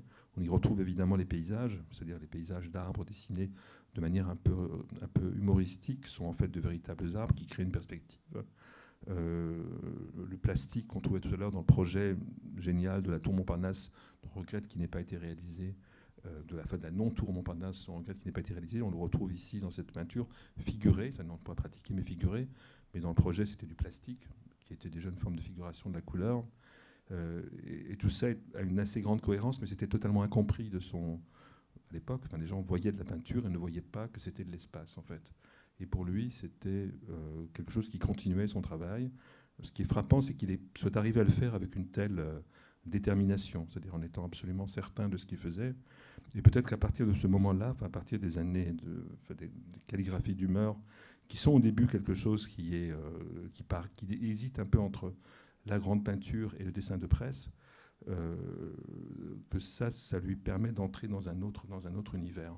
Il faut se rappeler quand même, moi je crois que ma première rencontre avec l'œuvre de Jean-Michel Channejouan, ça a été une couverture d'un magazine qui s'appelait Le Fou Parle, qui était un magazine plutôt anarchiste, mais assez diffusé, à la fin des années 70, milieu des années 70, où il y avait des gens comme Topor, Roland Jacquard, des gens comme ça qui faisaient ce magazine et qui confiaient, en fait, qui mélangeaient des positions à la fois politiques, assez radicalement de gauche, et des dessinateurs de presse et des peintres. Et Jean-Michel Channejouan avait fait, je ne sais plus dans quelle année c'était, mais c'était vraiment à la fin des années 70, une couverture de ce faux-parler. Ça avait été assez saisissant, et on voyait bien que c'était quelque chose qui n'était pas tout à fait du dessin de presse, c'était presque, disons, de la peinture, disons, avant la peinture des années 80, mais c'était annonciateur de ce qui allait arriver dans les années 80. Et c'était assez proche des choses qu'on a... Enfin, ça faisait partie des calligraphies d'humeur en couleur qu'on a vu tout à l'heure dans l'accrochage de la salle des calligraphies d'humeur en couleur dans l'exposition du Centre Pompidou. Donc là, ça c'est une continuation, disons, une sorte de condensation et de discipline sur l'espace, avec une radicalisation de la forme, du trait, qui deviendra très importante par la suite, mais qu'on trouve évidemment déjà dans les lignes de sol des calligraphies d'humeur, qui est ce trait fait à la brosse, enfin un pinceau, mais qui est très contrôlé, qui est fait de deux manières. C'est-à-dire c'est pas du tout un geste, disons, fait de manière... ce n'est pas de l'abstraction lyrique, ça n'a absolument rien de lyrique, c'est extrêmement précis, travaillé, préparé. On voit d'ailleurs l'extrême concentration dans ses œuvres, et c'est progressivement construit, comme on construirait un bâtiment, comme une architecture en fait. Et c'est ensuite rapporté dans l'œil du spectateur, qui a cette capacité de familiarisation avec le tableau qui passe par le masque, qui est à la fois un masque qui le regarde, et c'est aussi lui qui regarde à travers le masque. C'est aussi l'empreinte de son propre visage dans le tableau. Et ça crée un jeu dans l'espace qui est très, pour lui, qui rend les choses encore plus intéressantes, qui enrichit. En fait, on sent que progressivement, depuis les charges objets, il y a des niveaux de lecture qui se superposent. C'est-à-dire que plus il avance, plus c'est riche, plus ça se complexifie. Et quand on en parlait, lui était il avançait de manière très exploratoire, très expérimentale, mais avec à chaque fois une idée souvent presque définitive sur la couleur, sur le dessin, qui pouvait très bien changer la fois d'après. Après, il passera aux peintures noires, aux séries noires qui sont là. À ce moment-là, il dit très, très clairement, et quand on voyait les tableaux, on le comprenait, il disait la couleur ne sert à rien. La couleur n'est pas nécessaire, elle est présente dans le noir, elle est présente dans l'espace, ce qui revient un petit peu à la phrase de Matisse, dessiner, peindre avec le dessin et faire la couleur, faire de la couleur avec le dessin et du dessin avec la couleur. Et quand on voit ces tableaux, là c'est une photographie, mais il faut se rendre compte que la matérialité de la peinture sur la toile, la proportion de la toile est évidemment importante, mais la matérialité de la peinture sur la toile est très dense. Et on a, avec le bord du tableau, quelque chose qui est une sorte de chorégraphie, en fait, comme une danse extrêmement ultra contrôlée, de quelque chose qui occupe l'espace, et on retrouve les éléments de pierre, les masques, les lignes. Ces lignes de peinture sont à la fois des fragments, mais aussi quelque chose qui construit l'espace dans le tableau.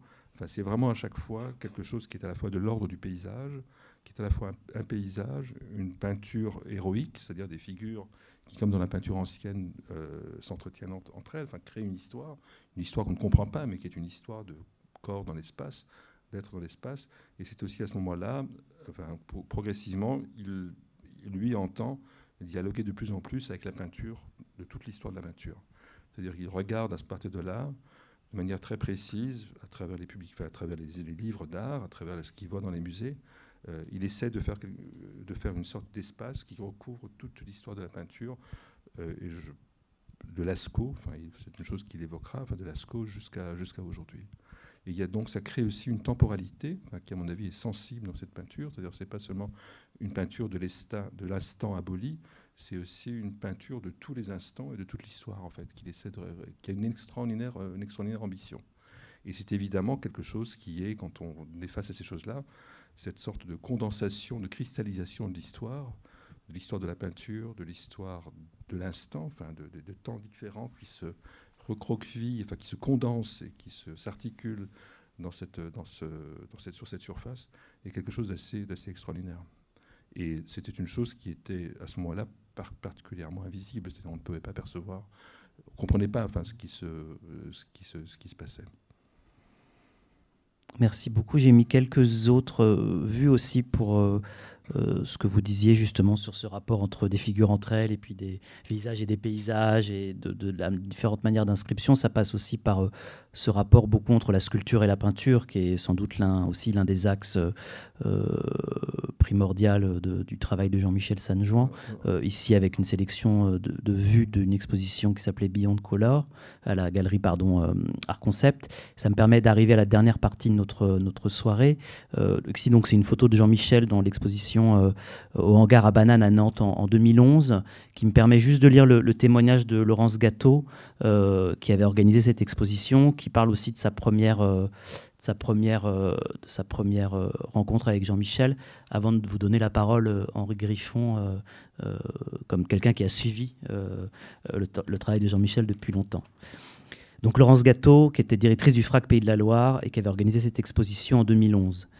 Avec Jean-Michel Sanjuan s'est développée au fil du temps une solide relation de confiance. Un matin, dans son atelier où nous commencions à préparer le projet pour le FRAC des Pays de la Loire, j'affichais avec force les arguments de mon désaccord avec sa proposition qui ne me semblait pas valoriser son œuvre. En riant, il m'a dit « Il n'y a que les imbéciles qui ne changent pas d'avis ». Finalement, il m'a totalement délégué l'installation de son exposition rétrospectivement, déployée conjointement au FRAC à Carquefou et à la Hab Galerie à Nantes, 200 œuvres sur une superficie de 2000 m². Comme il n'est venu que le jour du vernissage, j'éprouvais une réelle appréhension.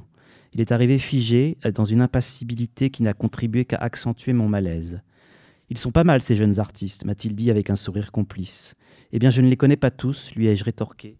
Sauf un qui me semble avoir de l'avenir, c'est un certain Sanjuan. » Il aimait la controverse à partir du moment où il était possible de discuter, d'aller dans ses propres retranchements. Il maniait beaucoup l'humour, si bien que c'était vraiment très agréable d'être en sa présence. La soixantaine de sculptures exposées à la Hab Galerie que j'avais choisi de présenter une à une sur des socles de hauteurs différentes dessinaient un cheminement. Ces sculptures juchées sur des piédestaux rejouaient ses promenades dans la nature qu'il affectionnait tant et au cours desquelles il glanait ces pierres qu'il assemblait ensuite par 2 ou 3 avant de les recouvrir de peinture noire. Ces assemblages très poétiques lui inspiraient des personnages, des scénettes, des situations qu'il transcrivait dans des titres évocateurs, le magicien, le contemplatif, la proposition, boire à la source, cœur chaviré. Vous avez quelques exemples ici de ces différentes œuvres.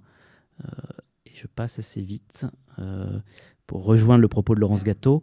Schéma d'organisation des espaces de la vallée de la Seine entre Paris et Le Havre, 1969-1972, est une œuvre majeure qui manifeste très tôt la pensée prospective de Jean-Michel Sanjuan, son caractère transgressif, son intérêt pour les questions sociopolitiques. Présentée sous la forme de grands panneaux géopolitiques, cette œuvre questionne les notions de propriété privée, celle du collectif, la place des zones d'habitation, les espaces ménagés pour la nature, la culture, l'histoire, le problème de la pollution, le jeu, les parcours d'exposition. Cette réflexion sur l'urbanisation, l'aménagement du territoire, sur des modes de vie, avance des principes précurseurs. À la suite de son exposition au FRAC des Pays de la Loire, j'ai suggéré cette organisation d'espace reste en dépôt au Musée des Arts de Nantes. Vous avez quelques images, c'est l'œuvre dont parlait Gilles au tout début de sa prise de parole tout à l'heure. Et je trouvais aussi très amusant dans ces œuvres, ou très symbolique, pas uniquement amusant, mais d'avoir un petit peu des images de ce jeu de topo, vous voyez, sur le haut à droite de ce panneau numérocé, donc qui est une œuvre de 69-72 dans laquelle il met des photographies de moments du jeu de topo. Henri, je vous donne la parole. Si vous voulez nous dire quelque chose par rapport à Jean-Michel, j'avais choisi 2 œuvres suite à notre discussion, qui était le bloc cuisine. C'était aussi... Pardon, excusez-moi. Vous pouvez vous mettre sur la... Allez-y. 2 œuvres, c'était aussi important pour moi de faire des allers-retours entre les différents corpus, justement, pour montrer que voilà, il n'y avait pas qu'une lecture chronologique, même si c'est celle qu'on a privilégiée. Ce soir, je voulais vous inviter, parce que vous étiez quand même à l'origine de cette rétrospective au FRAC des Pays de la Loire, à l'origine sans doute aussi du coup du fait que Jean-Michel Sanjuan soit représenté par la Galerie Art Concept via Laurence Gâteau. Donc voilà, oui, c'est vraiment grâce à Laurence, parce que effectivement, quand je suis arrivé au FRAC des Pays de la Loire, si je fais un rapide historique, moi j'ai découvert Sanjuan à l'abbaye Sainte-Croix, au Sable d'Olonne, où vous aviez un charge-objet et une calligraphie d'humeur. Au début des années 90, Didier Ottinger a présenté la suite en 15, que tu connais bien. Donc j'avais l'impression de connaître un peu l'œuvre. Et quand j'arrive au FRAC, Tadei me dit il faut qu'on s'enrichisse avec Sanjuan parce qu'on n'a qu'une seule pièce. Et il faut rendre hommage aux galeristes parce que cette pièce, c'est une calligraphie d'humeur qui nous a été offerte par Christiane Germain. Et moi, j'avais fait la même démarche avec François Morellet parce que je pensais que si les FRAC ont pour objectif de défendre la création jeune et aussi ligérienne pour notre cas, il fallait aussi regarder les peintres que l'on connaissait, qui avaient une reconnaissance et qu'il fallait remettre un peu à l'honneur. Donc, on s'est enrichi d'une dizaine de pièces de Morellet et j'avais dit, il faut qu'on fasse la même chose avec San Juan. Donc, on est parti et là, ça a été des longues discussions, ça a été compliqué. Et tout de suite, on a attaqué avec ce charge-objet qui s'appelle le bloc cuisine. Et là, après, moi, je viens de l'industrie de l'ameublement, donc de justifier l'achat, bloc cuisine, etc., avec un prix quand même conséquent. On dit, ça va être compliqué. Mais j'ai dit, pourquoi ne pas acheter un ensemble? Donc, on ne s'est pas contenté du bloc cuisine. Alors, si on resitue, Jean-Michel était déjà à Villandry. Il était dans une logique quand même de Diogène au fond du tonneau. Fallait faire la démarche pour aller le voir. C'était, en plus, le lieu est isolé, il faut le dire. C'est un choix exceptionnel de venir, entre guillemets, s'enterrer dans un endroit comme ça. Et donc, on va le voir avec prudence. Et quand je dis Diogène au fond du tonneau, parfois, on vidait aussi le tonneau, donc on repartait un peu en forme. Et j'étais avec Norbert Dufort et Jean-François Tadei. On a fait au moins 3 visites, et on a acheté un ensemble d'œuvres qui sont rentrées au FRAC des Pays de la Loire à la fin des années 90. Et après, on a eu de cesse de cultiver une relation avec lui que moi j'ai essayé de développer, où j'ai eu le plaisir après de voir Laurence qui est partie avec un réel dynamisme sur l'œuvre de San Juan qui a abouti à la grande exposition que vous avez connue et que vous avez largement relatée, avec un livre fait par Flammarion qui reste toujours une référence parce qu'il y a Anne Tronche, il y a évidemment Julie Portier. Donc, on a fait ce qu'il fallait, mais en plus, j'ai pris soin, et avec l'accord de Laurence, on a même fait des comités techniques du FRAC chez San Juan. Et les comités techniques, c'était très important. Et on avait, pour celui auquel je pense, il y avait évidemment Ami Barak qui connaissait bien, mais il y avait Dirk Snowert, qui est un personnage qui gère le Vils de Bruxelles, qui est un conservateur au long cours, c'est-à-dire qu'on ne lui impose pas d'exposition, il sait où il va, comment il y va, et il ne fait pas d'opportunisme, ce n'est pas du bricolage. Il y avait une autre jeune femme formidable qui s'appelle Katharina Braun, qui gérait le Centre d'art contemporain de Glasgow. Eh bien, personne ne connaissait San Juan. Et ça a été une rencontre intéressante. Même d'Agen, que j'ai fait venir, ne connaissait pas San Juan, ou pas bien, ou de façon un peu superficielle.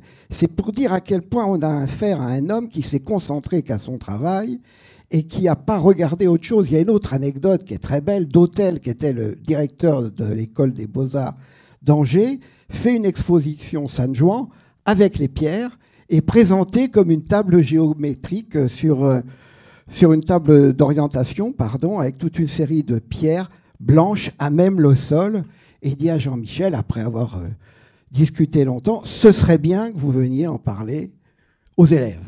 Il a dit jamais.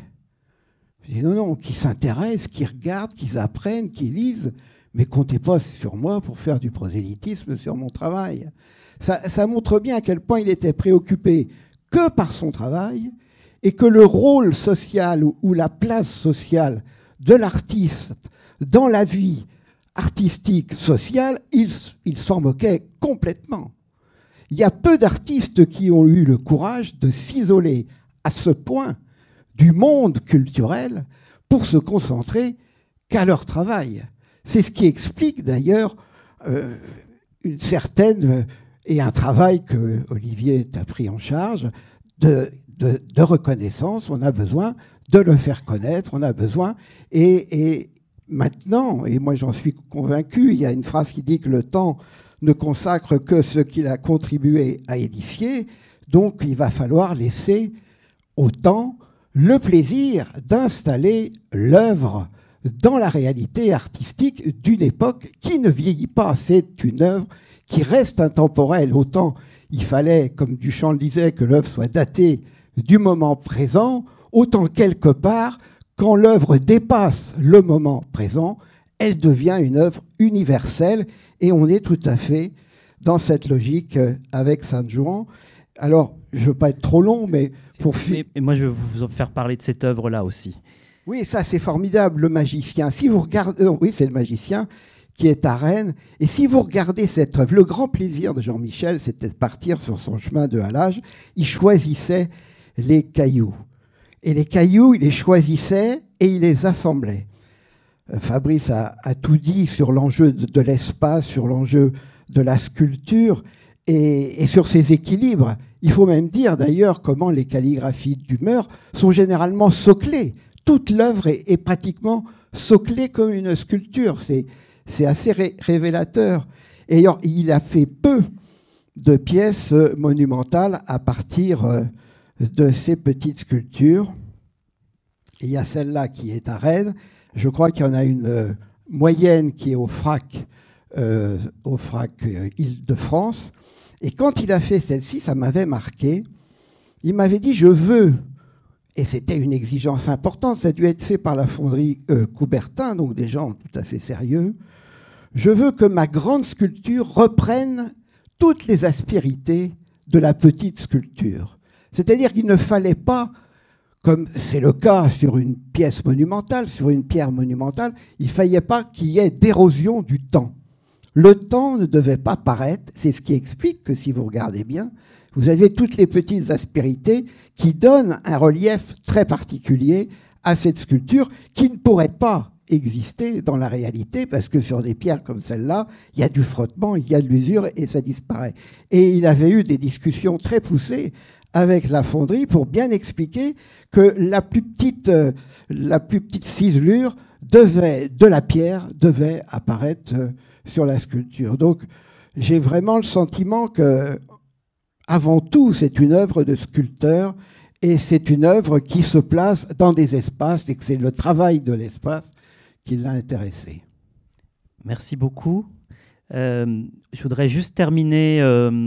Alors, je suis passé sur. Pardon, je voulais juste quand même montrer, parce que c'est important de parler des séries plus tardives de Jean-Michel San Juan. Donc, voilà, de parler de ces passages, justement, comme vous le disiez, entre la peinture et la sculpture. Il y a la peinture-sculpture où il reprend sur des toiles importantes en taille, où il reprend ses équilibres de sculpture tels que vous les voyez là. Et après, que ce soit dans ces... Ça, c'est un grand tableau, mais il y en a des plus petits. À chaque fois, ou presque, vous retrouvez une des sculptures dans l'espace. La construction d'un tableau chez San Juan, il faut que ça tienne, quoi. C'est une représentation de l'espace avant tout, et là encore, de la sculpture dans l'espace. Jusqu'à le dernier corpus, espace et compagnie. La fin, voilà. Malheureusement, il voyait difficilement et il passait du temps sur les dessins. Et il a fait toute une série de dessins. Généralement, c'était le matin, si mes souvenirs sont bons, que ce soit à l'encre ou au fusain, sur des petits papiers. Et ce sont des merveilles. Et là encore, c'est très peu de choses, hein, mais ça tient. Je vous invite une prochaine fois à faire tout San Juan avec vous, Henri. Je voulais terminer en vous faisant entendre la voix de Jean-Michel San Juan, en fait. Alors, j'aime bien terminer en plusieurs moments. Colette va finir par le savoir, mais déjà en vous donnant un aphorisme. Vieillir est le seul moyen de devenir moins con, mais les vieux cons n'en profitent pas, qui résume assez bien l'humour de Jean-Michel et cette question de l'aphorisme. En fait, je pense aussi qu'il y a beaucoup de ses œuvres qui sont tout simplement, alors on peut dire des haïkus, connaissant sa culture japonaise, mais aussi juste des aphorismes, en fait, ou quelque chose comme Francis Ponge faisait le parti pris des objets, et il y a cette idée du parti pris des espaces, en fait, où voilà, c'est toujours des aphorismes qui encapsulent beaucoup de choses dans le travail de Jean-Michel San Juan. Et donc je voulais terminer en vous faisant entendre la voix de Jean-Michel Saint-Jouan en 1995, au moment de sa rétrospective au Centre Pompidou. Il est interviewé sur France Culture par Gérard Julien Salvi.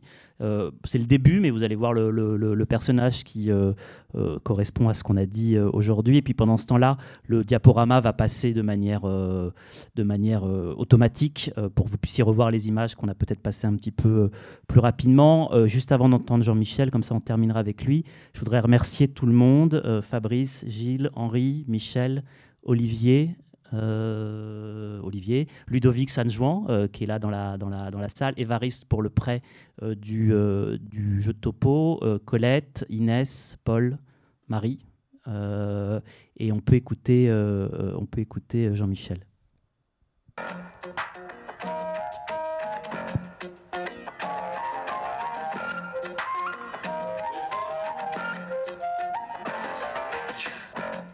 Photoportrait, la Galerie des Contemporains. Jean-Michel Saint-Jouan, peintre. Comment vous voyez-vous? Comment je me vois? Est-ce qu'on peut poser une question pareille? Je me vois dans le miroir quand je me regarde dans le miroir, mais je passe vraiment pas mon temps à ça, même si effectivement j'ai fait des œuvres avec des miroirs, par exemple. Vous n'avez jamais peint d'autoportrait? Jamais, non. Si une fois peut-être quand j'étais très jeune, une petite chose en crayon, et même je l'ai fait de profil à ce moment-là. Mais c'est pas une chose qui m'intéresse, hein. J'ai jamais fait de portrait non plus. C'est pas tellement l'autoportrait que je fais pas, c'est le portrait. J'aime bien quand les portraits faits par d'autres peintres, mais moi j'ai jamais eu l'idée de faire un portrait. J'ai jamais d'ailleurs eu l'idée de me mettre devant un motif. C'est même au tout début, enfin quand j'étais très jeune, j'ai jamais compris comment on pouvait se mettre devant un paysage, une nature morte, ou quelqu'un pour peindre. Ça me paraissait de choses qui moi ne m'intéressent pas. Elles m'intéressent chez les autres, mais elles ne m'intéressent pas pour moi. Comment les choses ont-elles commencé? Insensiblement, je dirais. C'est-à-dire, j'ai l'impression d'avoir toujours dessiné. Surtout en classe, puisque ça a été mon grand problème pendant toute ma scolarité, puisque j'étais tout le temps pris à partie par les professeurs, quels qu'ils soient, parce que j'étais en train de dessiner au lieu de soi-disant d'écouter. Bon. Sauf si je me suis mis à écouter, c'est peut-être intéressant, je ne sais pas pour l'anecdote, quand j'ai rencontré le premier professeur, mais j'avais déjà une quinzaine d'années, c'était pas... qui a accepté l'idée que je dessine en classe, au fond. Il trouvait que j'écoutais plutôt mieux quand je dessinais que quand je ne dessinais pas. Donc j'ai eu un peu l'impression d'avoir toujours eu cette activité, d'autant plus que même mes camarades de classe, pour se moquer de moi un peu, bien sûr, c'était pas élogieux dans leur bouche du tout, me traitaient de Picasso, quoi. Je faisais du Picasso, parce que j'aurais pu dessiner justement des choses que je voyais. Je parle un camarade de classe, ou la salle, ou le professeur, pas du tout. Ce que je dessinais devait être tout à fait imaginaire, donc ça leur paraissait un truc de... Oui, c'était du Picasso, quoi. Ce qui était à l'époque pratiquement une insulte. Hein. Qu'est-ce qui a fait que vous en avez fait ce métier? Je crois pas que vous avez eu le sentiment de prendre une décision. D'abord, je crois pas du tout que c'est un métier. Donc, j'ai pas l'impression qu'on prend la décision. Il y a un moment où on se rend compte qu'on peut pas vraiment faire autre chose. Enfin, on peut, bien sûr, faire autre chose, mais on est... Je dirais pas malheureux, enfin on est au fond mal dans sa peau. Enfin il y a un côté thérapie là-dedans. Et puis c'est pas seulement, d'ailleurs non, on exagère souvent cette histoire de thérapie. Non, c'est qu'en fin de compte c'est le type d'aventure que l'on a envie de vivre. Mais c'est pas une décision, on dit pas un jour tiens, non, c'est une chose qui s'impose peu à peu, quoi. Vous arrive-t-il de regarder vos travaux passés? J'ai bien été obligé, là. Je passe pas vraiment mon temps à ça, mais là, j'ai vraiment passé beaucoup de temps à cela. C'est ça, une rétrospective. Hein. C'est une épreuve, une rétrospective. Rien compte. Et parce qu'on est obligé de revoir donc, ce qu'on a fait, tout ce qu'on a fait, pratiquement. Et non seulement on est obligé de le revoir, mais on est obligé de donner, sinon des explications, du moins des indications, donc de répondre à des questions qu'on ne se pose plus très souvent depuis très longtemps. Donc c'est un petit peu...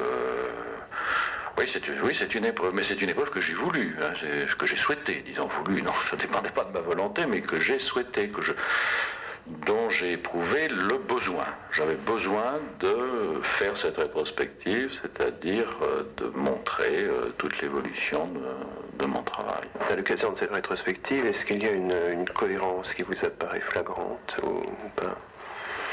Pour moi, ça a toujours été totalement cohérent. Et de quel ordre cette cohérence? C'est une question assez difficile, hein. Parce que c'est une cohérence, je dirais, elle est surtout d'ordre intime, enfin d'ordre interne. Je peux donner une explication de cohérence externe. Hein. Il est très simple d'expliquer comment on passe des charges objets, par exemple, aux organisations d'espace, et pourquoi les organisations d'espace trouvent un équilibre avec les calligraphies d'humeur, et comment tout ça devient l'espace peinture, etc. Mais c'est surtout un problème de besoin, en fin de compte. C'est à force d'obéir à un besoin. Vous savez, j'ai éprouvé le besoin, ayant fait de la peinture figurative, abstraite, de repartir un peu à zéro. Vous ne savez pas très bien sur quelle base vous avancez. Et ce point de départ m'a paru être l'objet. Enfin, si vous voulez, comme... Marie c'est l'un des premiers charges-objets, je crois. C'est une toile blanche et un miroir de même format posé côte à côte. Bon, ben, effectivement, il me semble que c'était, pour moi, bien poser la question. On peut arrêter le son, merci. Savoir qu'est-ce qu'on pouvait bien peindre sur la toile blanche qui tienne. Le reste est disponible sur le site Jean-Michel Sanjuan, avec aussi d'autres entretiens, notamment un qui est assez savoureux avec Pierre Restany. Et comme le disait tout à l'heure Henri, Diogène dans son tonneau. Donc je vous propose qu'on se retrouve au Café Mirette pour la partie tonneau de l'expression. Voilà, merci beaucoup. Merci.